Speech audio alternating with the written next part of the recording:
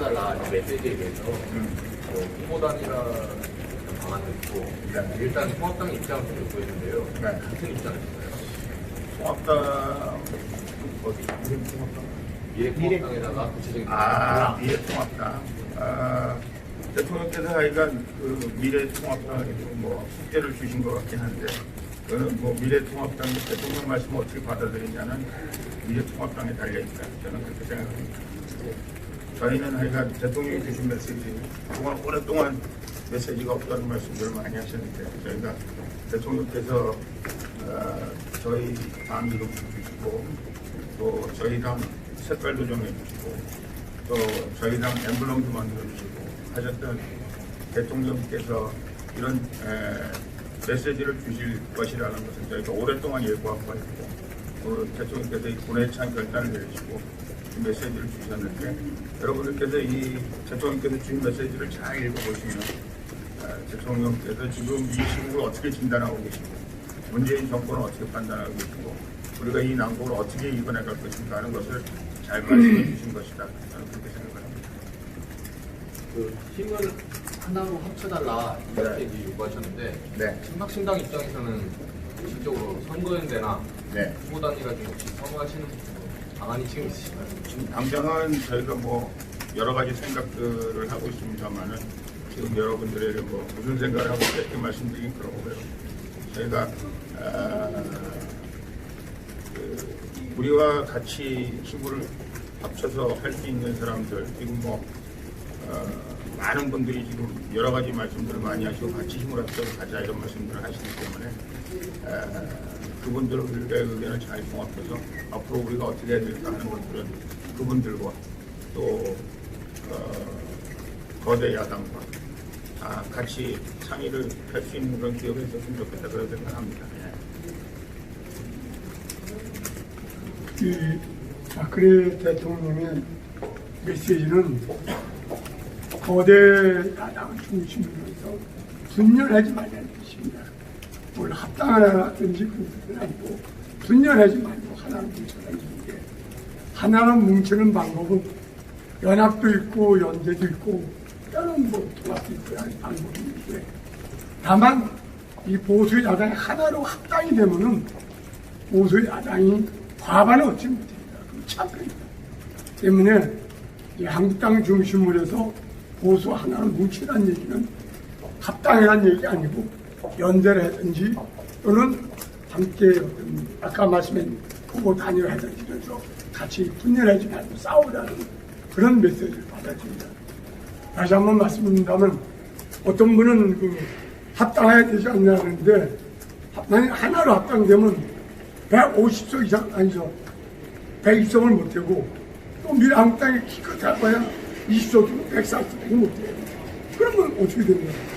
그러니까 결국 거대 야당은 있고 나머지 이제 우리 친박신당 같은 이런 당이 연대할 것인가 그걸 어떻게 조정하고 이렇게 나는 얘기입니다. 절대 분열하지 않고. 같은 질문이었는데 그 기존의 태극기 세력을 중심으로 탄핵 무효를 주장하시는 세력이 많았는데요. 이 부분 그럼 정리가 되시는 건가요? 그런 메시지로? 그 대통령 물론 뭐 그 태극기에 나와 있는 사람들은 저는 그렇게 말씀드립니다. 태극기에 나와 있는 분들, 국민들은 태극기 국민들은 다 한마음 뜻이라고 생각합니다. 단지 태극기를 앞에서 주도하고 있다는 분들 생각이 지나치게 개인적인 생각을 하고 있다든지 개인적인 이득에 추구하고 있다든지 그럴 경우에는 대통령께서 말씀하신 큰 뜻에 어그러질 수 있지 않을까라는 그런 우려는 하고 있습니다. 혹시 예비 후보, 노력한 후보나 출마를 준비하시는 분들이 과연 얼마나 되는지 궁금하고요. 그래서 자유공화당은 공천을 중단해야 된다. 이렇게 얘기하시는데 저희는 뭐 지금 이번 금요일날 당이 등록됩니다. 물론 이제 당 그동안 준비하느라고 그랬는데 이번 금요일날 등록이 되기 때문에 그러나 지금 저희가 저희에게 공천 내지는 출마 의사를 밝힌 사람들은 상당히 많이 있고요. 이게 저희도 사실 우려가 이렇게 됐을 경우에 보수 우파 후보들이 난립하면 결국은 문재인 정권에게 도움이 되는 거 아닌가 뭐 하는 그런 우려, 걱정 그런 시선으로 이 지금 사이버 총선을 바라보고 있고 그래서 사실은 우리 대통령께서도 이런 메시지를 내신 것이 아닌가 생각하고 이 이른바 보수 우파를 자처하는 사람들은 이 메시지를 잘 새겨서 이번 사회적 총선에 임하는 것도 옳지 않을까 그렇게 생각합니다. 친박신당 최고의 기방신인데요. 이번에 박근혜 대통령께서 옥중서신을 보내셨는데 이 박근혜 대통령께서도 비례 연동제에 대한 선거법을 잘 아실 걸로 믿습니다. 어느 단일당이 통합이 됐을 때는 과반수를 차지하지 못한다는 걸 아시는 상태에서 옥중 메시지를 보내셨으니까 분열하지 말고 연대해서 과반수를 넘어서 승리해달라는 그런 메시지로 알고 있고 또 그건 그렇다고 생각을 합니다.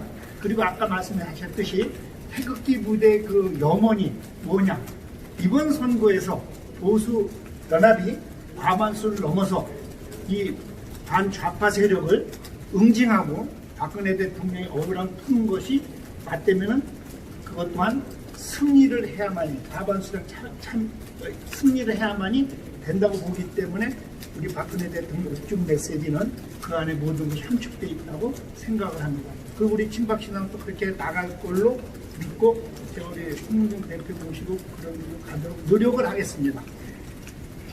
이번에 박근혜 대통령이 보면은 친박신당에 보다는 이례통합당 기존 이례통합당에 힘을 실어주는 듯한 취지의 발언인 것 같은데 여기에 대해서 소감 좀 어떠십니까? 제가 얘기해도 되겠습니까?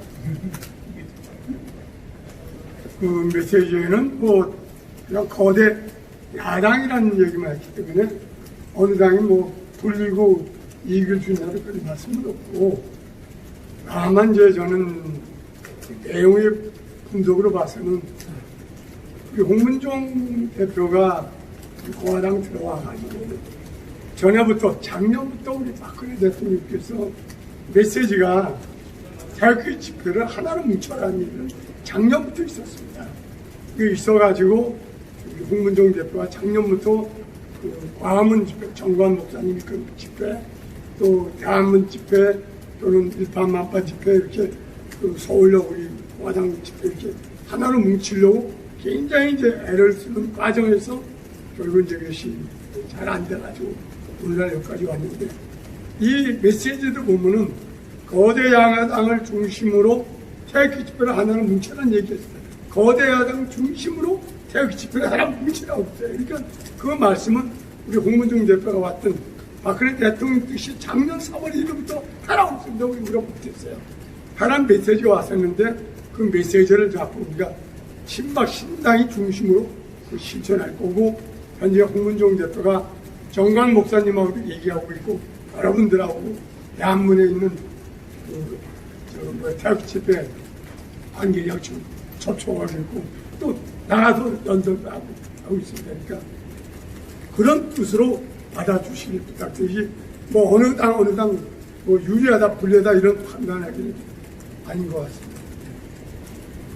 대표님, 네. 대표님, 그러시면 연대, 그러니까 통합보다는 연대에 중점을 맞추신다는 말씀이세요? 그러니까 저희가 지금 뭐 어떻게 하겠다 이런 생각, 물론 뭐 우리 저 대통령과 하여간 제가 뭐 옥중 거신을 통해서 그동안 오랫동안 뭐 이런저런 그 정부에 관한 고민들을 해온 것이 사실입니다. 그리고 우리가 이 난국을 어떻게 해결해야 될까. 사실은 대통령께서 이 고난의 메시지를 쓰신 데는 이 코로나19도 굉장히 큰 영향이 있었을 것이다 이렇게 생각합니다.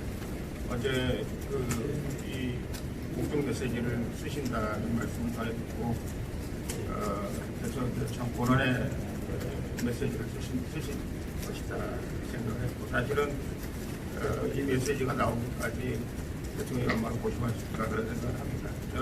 저는 뭐 연대다 통합이다 뭐다 이런 거는 제가 보기에는 지금 우리가 말씀드리기가 좀 그렇다는 말씀을 드리는데요. 왜냐하면 조금 더 지금 우리 지금 이른바 지금 현재로서는 보수 야당의 제일 살림살이가 큰 미래통합당이 무슨 일을 어떻게 하고 있을까. 그리고 이제 TK 지방 공천 뭐 이런 문제들이 어느 정도 윤곽이 나오고 전반적으로 보수 우파를 살릴 수 있는 여러 가지 인디케이터들, 그런 징조들이 어떻게 보여지느냐, 이런 것들이 굉장히 중요한 그런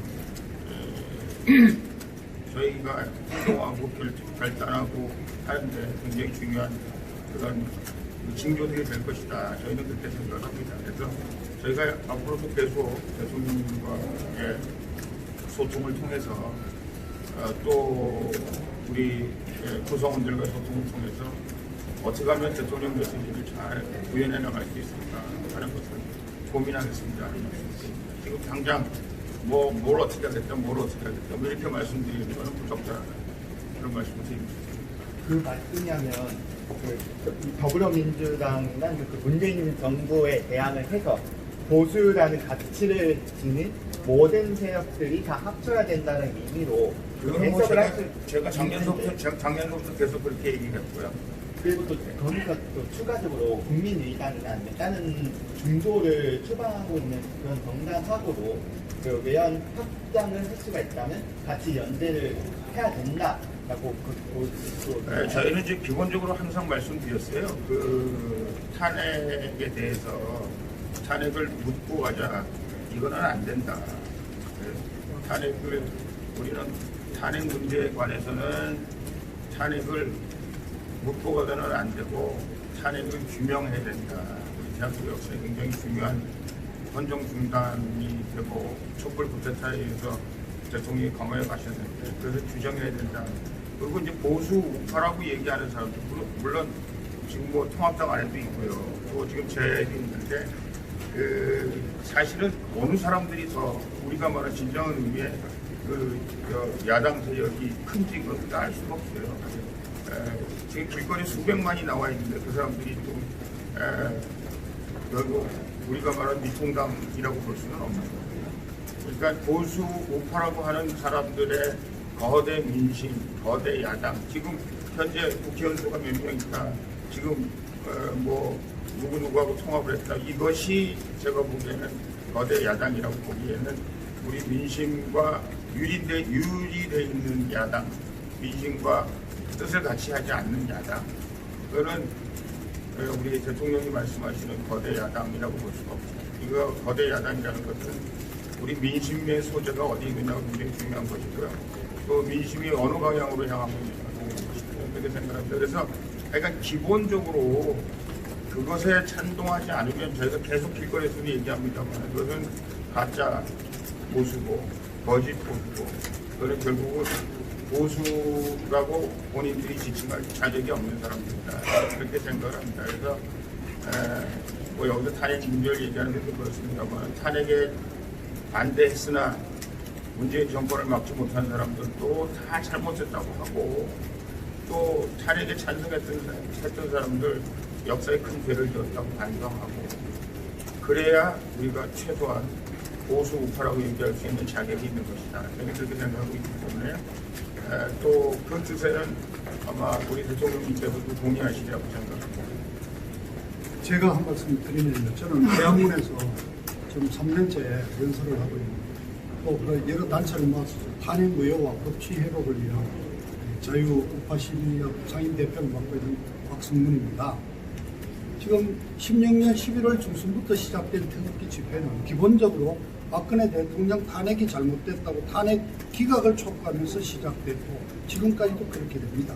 그래서 아까 어느 기자분이 탄핵에 대한 분명한 메시지가 없다는데 탄핵으로 인해서 자기 본의가 아니게 강제로 정치 역전이 끝났다고 그랬고 또 한 대목이 태극기를 들고 지금 나라의 장래를 위해서 그분들에게 정말 감사의 말씀을 드렸죠. 그건 태극기 들고 있는 태극기 애국 시민들의 뜻을 그대로 자기가 존중한다는 뜻이거든요. 그러니까 여기에서 탄핵에 대해서 분명히 탄핵에 나는 뭐 인정 안 한다, 투쟁한다는 말씀을 하지 않아도 탄핵에 대한 메시지는 분명히 했고 다만 태극기를 드신 그 분들에 대해서 정말 감사하고 한 단락이 있지 않습니까? 그리고 거대 야당이라는 미래통합당이라는 이름을 아셨을 거예요. 그런데도 거대 야당이라고 표현했을 때 거기에는 어떻게 보면 지금 야당이 제일 야당으로서 제대로 하지 못한다는 서운한 감정이 몇 대목이 나오지 않습니까? 무기력이 했다고 하나. 그리고 마지막에도 합칠 수 없는 간극이 있지만은 그래도 나라의 장래를 태극기를 든 세력과도 힘을 합치도록 해주고요. 그러니까 이거를 너무 정치공학적으로 지금 단계에서는 그 뜻을 받아들여야 되는 건데 이 거대 여당이 어떤 자세를 바로 오늘부터 보여줄 것인가. 그분들이 공천과정 이런 데서 어떻게 이 반드시 하나의 정당으로 합치라는 얘기가 아니죠. 그래서 저희들은 친박신당을 일단은 지켜보겠습니다. 그런데 여기 뭐 친박연대 2008년 18대 선거 때 장본인도 계시고 저도 그 당시 한 1원인데 그때 한나라당 친박연대 나왔고요. 그리고 이해창 총재는 자유선진당이 또 나왔지 않습니까? 그런데 합쳐가지고 우리가 167석을 얻어서 당당한 제1야당이 될 수 있을 거니까 반드시 대통령의 메시지를 거대 야당 중심으로 하나로 합쳐서 모두 한 정당으로 가라는 그런 메시지로는 이해하지 않을 수도 있다 하는 어떤 힘을 합치는 방법은 거대 야당이 무슨 어떤 자세를 보여줘야 된다. 그런 의미에서 황교안 대표께서 어떤 나름대로 결단과 자세 전환을 저희들은 촉구합니다. 네?